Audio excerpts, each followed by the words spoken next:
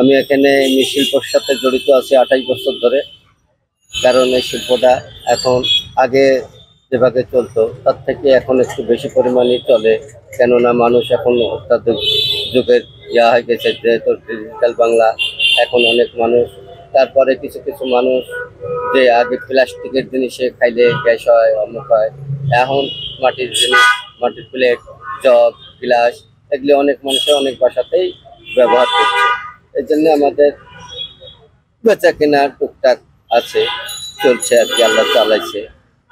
আরো কিছু জিনিস আছে, সে দিয়ে হলো যে আমাদের হয়তো ওই ধরনের জায়গার না কারণে আমরা এটা আরো আইটেম গুলো বাড়াইতে পারি না কিংবা করতে পারি না।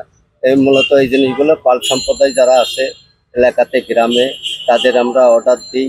তাদের মালগুলো আগে আইনি দেখাই, দেখানোর পরে তারা দু একটা স্যাম্পল দিয়ে যায়। দেওয়ার পরে আমরা দেখি যে মালটা হয়তো চলবে, হয়তো কাস্টমার চাচ্ছে, তখন আমরা তাদেরকে বেশি করে অর্ডার দিই, তারা বানায় আমাদের কাছে পাঠায়, আমরা সেগুলো কালেকশন করে বিক্রি করি। হ্যাঁ, পয়লা বৈশাখ আসছে, এই জন্য আমাদের আগাম প্রস্তুতি এইবার হবে না। কারণ হলো যে 4 বছর থেকে হয়নি বৈশাখ, কারণ লকডাউনের কারণে বৈশাখ হয় নাই। আর এইবার মনে করছিলাম যে হবে, এইবারও ঈদের ছুটিতেই বৈশাখটা পড়ে গেছে। এইবারও হবে না ওইরকম, হয়তো কেউ ঘরোয়া যারা আছে দু একজন হয়তো ঈদের ছুটিতে, দেশ বিদেশে তো মানুষ সব চলে যাবে বাড়িতে।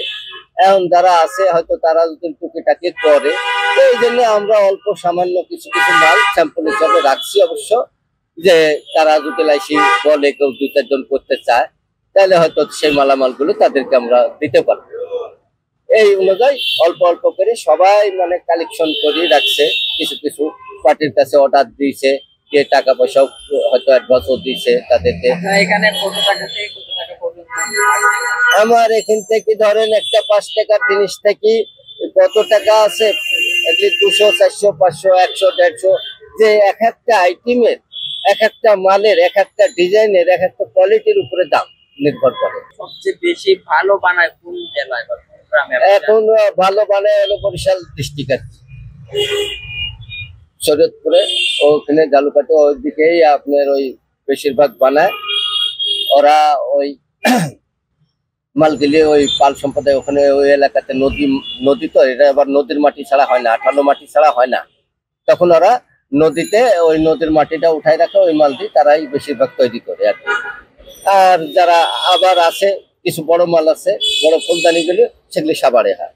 তারপরে কিছু বড় ফুলদানি আছে কুমিল্লা, বিজয়পুরে হয়।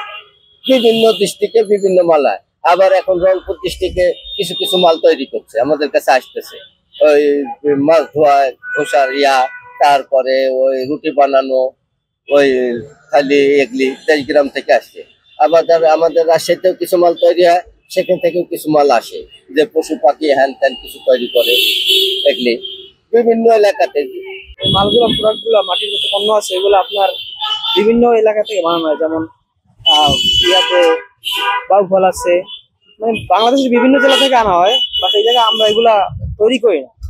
এগুলো আমরা ওই জায়গা থেকে আনার পরে যখন একটা রেট, পাইকারি রেট ধরে আনা হয়, তারপরে এগুলো আমরা এই জায়গায় খুচরা হিসাবে বিক্রি করি, বুঝতে পারছেন? তো এগুলো আপনার ঘর সাজানোর জন্য যত প্রকার মাটির আইটেম আছে সবগুলোই আপনি এই দোয়েল চত্বরে পাবেন। আমাদের কাছে মানে নাই মাটির এমন কোনো পণ্য নাই, সবগুলোই আছে। আপনার এই জায়গা থেকে আপনার খুচরাও বিক্রি হয়, আবার পাইকারিও বিক্রি হয়। আমাদের জায়গায় মাটির, কাঠের, মানে সকল পণ্যই বিক্রি হয়। কোনোটা মাটির দোকান, কোনোটা কাঠের দোকান। 80 টাকা থেকে আপনি সর্বনিম্ন রেট হলো 80 টাকা। হ্যাঁ, 80 টাকা। যেমন দেখা গেছে এই যে প্লেট গুলা 80 টাকা আছে, 120 টাকা আছে, 140 টাকা আছে, 160 টাকা আছে। এই জায়গায় আপনার বিভিন্ন প্রোডাক্টের বিভিন্ন দাম। আপনার যেমন এই যে কারিবল গুলো আছে, এগুলা 350 টাকা, 180 টাকা, এরকমের বিভিন্ন মালের বিভিন্ন রেট আছে। মানুষের বলে আপনাদের এখানে বেশি দামে। সংবাদ, ফিচার ও অনুষ্ঠানের জন্য ভিজিট করুন সংবাদ প্রকাশের ওয়েবসাইট এবং যুক্ত থাকুন ফেসবুক পেজ ও ইউটিউব চ্যানেলের সঙ্গে।